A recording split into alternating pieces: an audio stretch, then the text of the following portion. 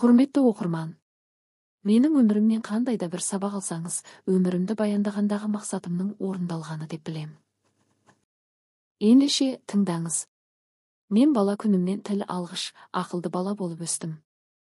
Мектепте мұғалім болып жұмыс істейтін ата-анамның арқасында сабақ үлгерімім өте жақсы болды. Ананың тәлімі, мол тәрбиесінің арқасында иба мен ұяттан бөлек үй шаруасының да тірлігін тындырымды істейтінмін. Мектепті бітірген соң медицина мамандығына оқуға түстім. 5-ші курста оқып жүргенімде ауылдағы алғашқы махаббатым еркімнен тыс алып қашып өзіне жар етті. Келіндік өмірдің міндет парызын толық ақтай алмасам да, отбасылы әйелдің қым-қуыт тіршілігімен оқуды қатар алып жүруге тырыстым. Бағыма орай ата-енем оқуымды бітіріп алуыма қарсы болмады. Оқуымды бітірген соң араға 2 жыл салып егіз қыздарды дүниеге алып келдім. Мен босағанғанша күйеуім қолына ілінген жұмысты істеп жүріп бізді асырады. Ауылға жиі келіп тұратынбыз. Қалалы жерді жатсынған күйеуім ауылға қайтуға құмартатында тұратын. Сондықтан да оқу мен үйдің арасында ауылдағы ата-енемнің де қызметінде жүретін болдым. Бірақ соның өзі аздық еткендей күйеуім қалалы жердің қатал күнкөрісінен шаршадым. Демаламын дегенді сылтауратып өзі ауылда қалып, қыздарымен бірге мені қалаға әкеп тастайтын болды. Мен жаңа босағанған әйелмін, күйеуімнің тұрақты жұмысы жоқ. Оның үстіне балалардың ауырып сырқайтынымен жүргекке, сүтке жұмсайтын қаражатымызбен азық-түлігіміздің бәрі күйеуімнің мойнында. Ол кезде біз бір бөлмелі жатақханада тұрамыз. Қыздарымның буыны қата бастаған уақытта ауруханаға жұмысқа орналастым. 2 баламен жұмысқа шығу былай тұрсын, олардың үйдегі күтімі де бір адамды шаршатады ғой. Осындай уақытта ауылдан анамды шақырып қыздарымды қарап беруін сұрайтынмын. Бір шама уақытқа күйеуім ауылда қалып, біз қалада болып тіршілік кештік. Ата-анам мен енемнің сөзі түрткі болған соң күйеуім қалаға қайтып келді.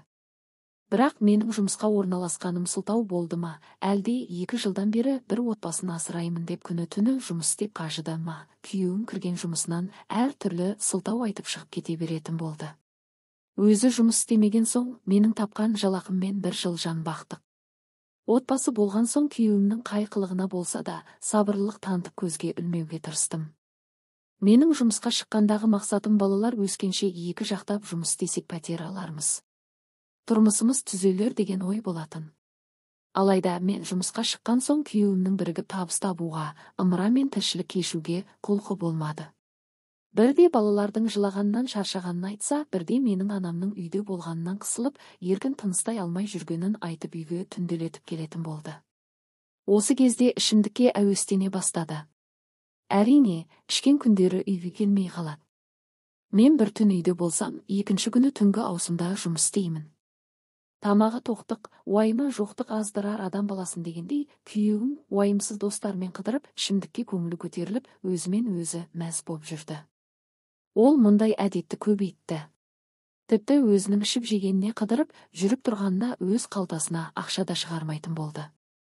Мен балаларымызға деп тартсам, ол тапқанымды шашуға құмартып тұратын. Пәтер ақысы, тамақ пен балалардың қажеттіліктері бәріне күйеуіммен қалған ақшаны тықпыштап әрең жеткіземін. Оны түсініп жатқан күйеуім жоқ. Ақша тапқаныңды, жұмыс істегеніңді міндет қылдың деп шу шығаратында отыратын. Отбасындағы ең жаманы еркек пен әйелдің 2 жаққа қарап, бір табысты 2 жаққа тартқан екен. Ортақ түсініспеушілікке жетіспеушілік қосылғанда отбасын сақтап қалуы мүмкін емес. Бірте-бірте біздің осылай жалғасқан түсініксіз тірлігіміз отбасымыздағы тыныштықты қашыра бастады.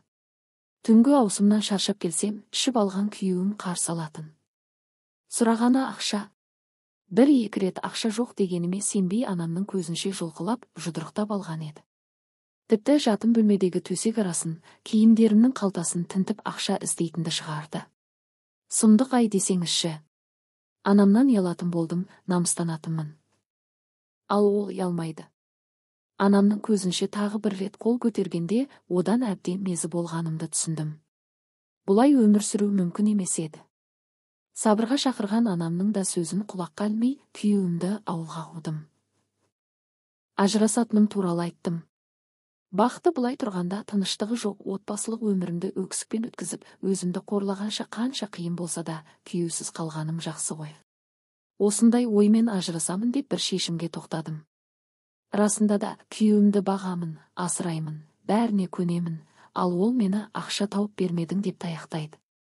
Сонда мен онымен не үшін бірге тұруым керек? Таяғын жеп былапыт сөзін есту үшін бе? Алғашында 2 жерде жұмыс істедім. Бала өсіріп отырғаннан кейін ақшаның артық болмайды. Сол секілді қанша табыс тауып жалақы алып жатсам да, тіршілігімде оның орны білінбей аз секілді болып тұратын. Қиналғанымды көзбен көріп, жандарына батқан әкем мен анамның ауылға қайт, осында жұмысқа орналастырамыз, қыздарына өзіміз қараймыз дегеніне де қарамадым. Бір жағынан қыздарым жанымнан алыстамасын десем, екінші жағынан ауылдағы күйеуім мен қайын жұртымның күнін көре алмай ауылға келіпті деген сөзін естігім келмеді.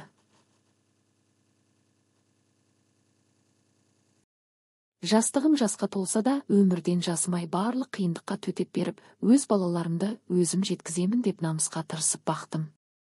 Қазір шүкір деймін, қыздарым оқып-тоқып маман атанды. Адам қатарына қосылып, өз өмірлеріне өздері жауапты бола алатын жасқа жетті. Үлкен қызымды тұрмысқа беріп, одан жиен немере сүйіп әже атандым.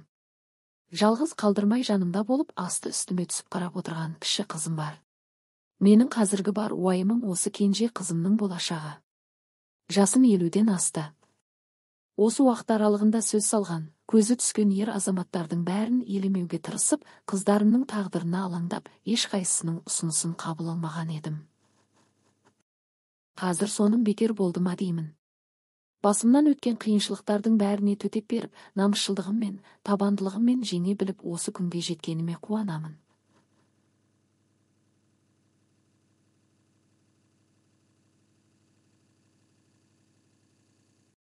Бірақ менің жайыма алаңдап, өз жайын ұмытқан қызымды ойлаймын. Ол 30-дан асты. Бірақ мені жалғыз қалдырғысы келмейді. Мені үйде жалғызсырайды деп құрбылармен де, сезімін білдірген жігіттермен де қыдырмайды. Қыдырмаса, сөйлеспесе, кездеспесе, ол қалай тұрмысқа шықпақ? Ол да әпкесі секілді тұрмысқа шығып ана атанса, өзін сүйген жардың құшағынан бақыт тапса екен деймін. Қызымның менің жағдайыма алаңдап жүріп кеш тұрмысқа шыққанын, немесе қу тізесін құшақтап жалғыз өткенін қаламаймын. Ал қызым менің бұл ақылымды құлаққа іліп тыңдағысы да, өз болашағы туралы ойланғысы да келмейді. Егер мен жас күнімнен осындай жағдайға тап болатынымды ертерек ойласам, қартайғанда жаныма серік болар жанды ертерек іздеп табар едім ғой. Мен кеш қалдым, ал қызымның кеш қалғанын қаламаймын. Менің осы уайымым жалғыз баста елдерге ой салар деген ниеттемін. Баланы да ойла, сонымен бірге өз жайыңды да ойла, жалғыз бастана.